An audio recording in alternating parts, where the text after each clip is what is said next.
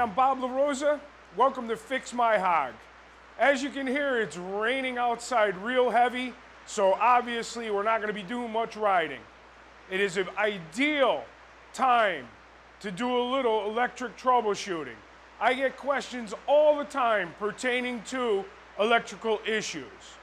First note I want to make, and I do stress this all the time, resource material is invaluable when it comes to troubleshooting. Whether it's a dead short or an intermittent electrical problem, you need to have a resource. Wiring diagrams, service manuals, owner's manuals. Haynes, Chilton, Clymer are a manual manufacturer conglomerate. They cover a broad range of automobile and motorcycle manuals. They are founded in 1960, and they have a passion for the industry.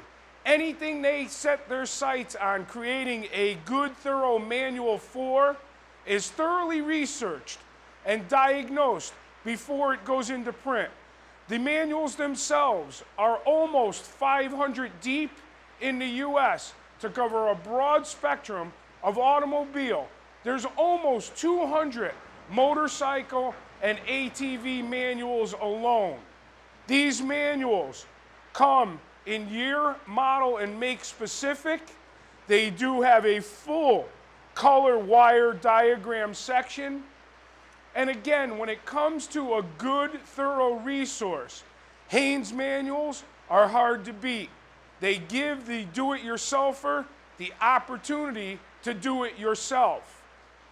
When it comes to electrical troubleshooting, I have the Softail on the lift. Problem is an inherent problem with this motorcycle. The rear brake light stays on constantly. Now obviously it's not functioning correctly, and it is unsafe. I mean, I would prefer a brake light on all the time as opposed to not having a brake light at all, but it doesn't change the fact that it's not functioning correctly. And again, with the heavy rain we're experiencing today, it's the ideal time to take some time, diagnose and troubleshoot why the brake light stays constantly illuminated. As you can see, I've taken, for demonstration purposes, I've taken the harness out of the loom so you can see the individual wires that create the circuit from the main harness to the handlebar switch. There is a brake light switch here located behind the lever. There's also a rear brake light switch located beneath the transmission clutch cover on a Softail. This brake light switch is actuated by the rear brake pedal. All right? When I know I have a brake light that's constantly illuminated, first place I head to is the rear brake light switch. And I just take a moment and unplug it. By unplugging the rear brake light switch, if the fault lies in the rear brake light circuit or switch, the rear brake light should no longer remain illuminated. Obviously, when I unplugged it, it's still lit. So that leads me to either the main harness, which covers the rear fender, the backbone of the frame, or the short section of the harness to the handlebars. Or the problem may lie in the handlebar switch itself. When it comes to testing electric troubleshooting, electrical issues, whether they are constant or intermittent, my favorite tool of the trade is a standard test light. Yes, once you get deeper into the whole electric troubleshooting, you will need a voltmeter. You will need to monitor constant voltage or voltage drops. But when it comes to, let's call it on-the-road troubleshooting, you're able to carry the tool in a tool pouch and figure out a problem on the fly. Or if someone's broke down that you're riding with, at least you can make a temporary fix, do a quick diagnosis, and get back to a point where you can repair the motorcycle correctly. The test light itself, you always have to verify that it's working. Put it on the negative of the battery, always on the negative. Don't trust the chassis. And test it to the positive side of the battery. All right, with the ignition switch off, you can still see the test lights illuminated. Obviously, I'm directly at the power source, the battery. I can do a quick test for input power to the rear brake light switch. I'll take both tabs off, turn the ignition switch on. Again, always verify your test light's working correctly. After verifying that the test light works, I can now probe into the 2 wires from the rear brake light switch. With the ignition switch on, I can see that they are powered. Again, that's quick troubleshooting. You're just trying to find a power source, if it exists. The best way to go about any type of electrical tracing or troubleshooting is to refer to your Haynes manual, get to the correct model year specific, and reference their color-coded wiring diagram. You can clearly see they're marked right-hand controls, and if you look deep into the diagram itself, you'll locate the rear brake light switch and the color of wire that you're working with. Another note I want to make, typically wiring harnesses, electrical components, don't just fail. There is an underlying cause as to why a component doesn't work correctly. Yes, voltage regulators do get old, they overheat, they stop regulating and rectifying correctly.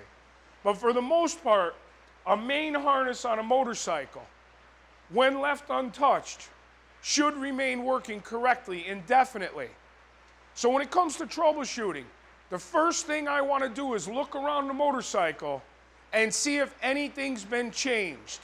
Has there been an upgrade to handlebar controls? Have brake lever, clutch levers been recently replaced? Has there been a custom add-on?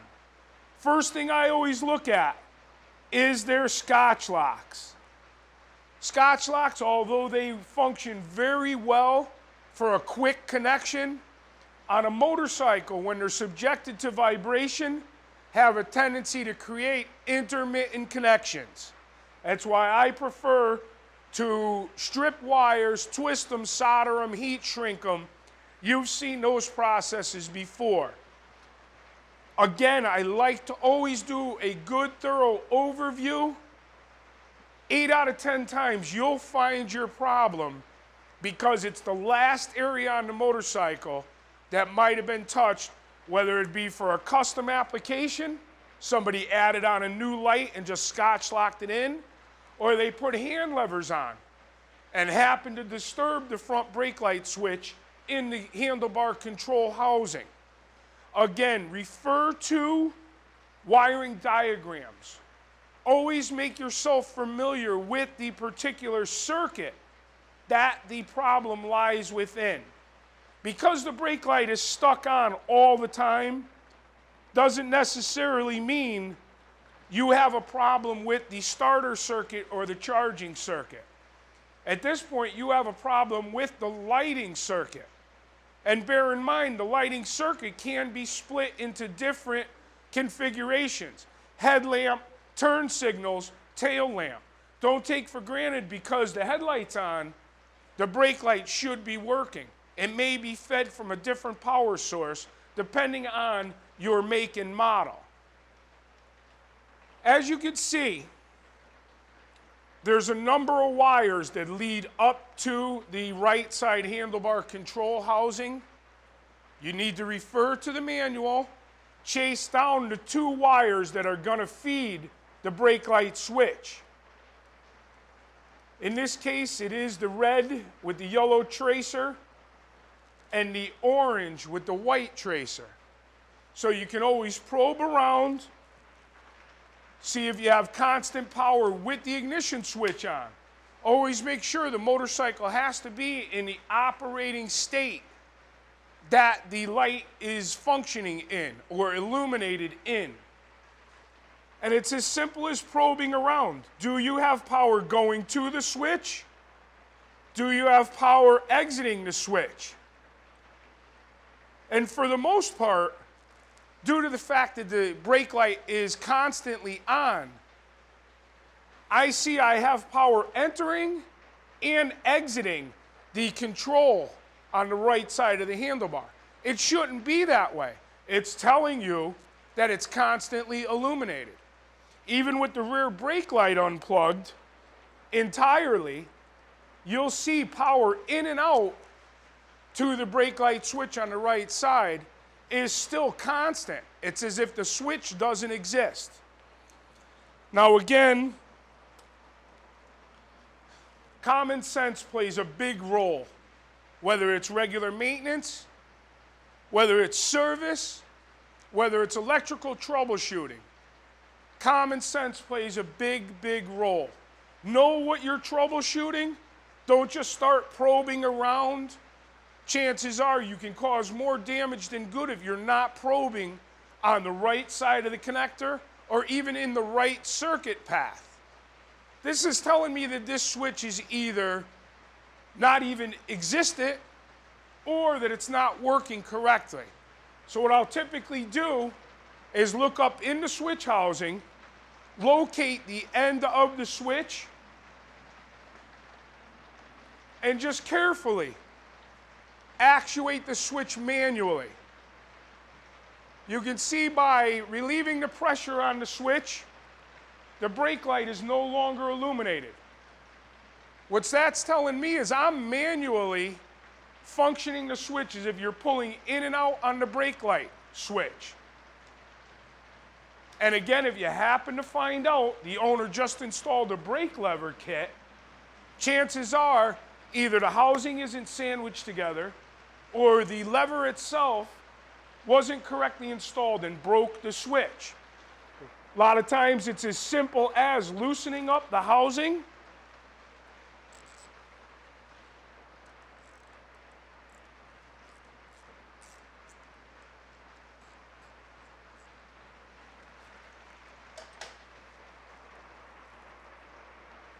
and just getting everything to sandwich back together correctly.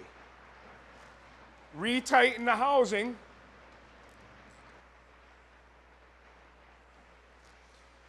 Just by loosening the switch housing and correctly aligning the brake lever to the brake light switch, you can see I have correct brake light function. Again, electrical troubleshooting. Always start with the basics and let the troubleshooting get you more and more involved in the wiring itself. Always start with the basics. Don't go to level C or level D when all you really need to do is a quick adjustment at level A. I just want to take a minute and show you with the test light. This is the brake circuit. The orange and white, the orange wire with the white tracer, and the red wire with the yellow tracer. With the ignition switch on, the orange wire is constant feed, but yet now the red wire with the yellow tracer is no longer illuminated. Where before, when the tail lamp was illuminated all the time with the ignition switch on, the orange wire was hot, as it's known, or powered, and so was the red wire with the yellow tracer. Now the red wire, which tells me it's a return wire from the switch out into the harness to the brake lamp, is no longer illuminated through the test light constant. But if I actuate the brake lever, I can see my power flow through the harness, through the switch, through the harness, through the test light, and correctly illuminating the brake light. So for the most part, when it comes to electrical troubleshooting, if you have a bulb that's out, don't start by tearing the motorcycle apart, chasing down wires. Again, start with the simple and let the troubleshooting get you to the more difficult. The rear brake lamp, if it wasn't illuminated at all, I certainly wouldn't start by troubleshooting a switch. I would pull the tail lamp lens and check the bulb. Bulbs are serviceable wear items. A heavy impact can break a filament in a bulb. If you happen to have tail lamp working but not brake lamp, chances are it may just be the bulb. If you lose both tail lamp and brake lamp, it may be a fuse. But don't take for granted because a fuse popped or blew that all you need to do is put a new fuse in. An underlying issue caused the fuse to overload and pop or blow. Fuse is a different story. You need to find the end result that caused the fuse to blow. This circuit obviously was working correctly.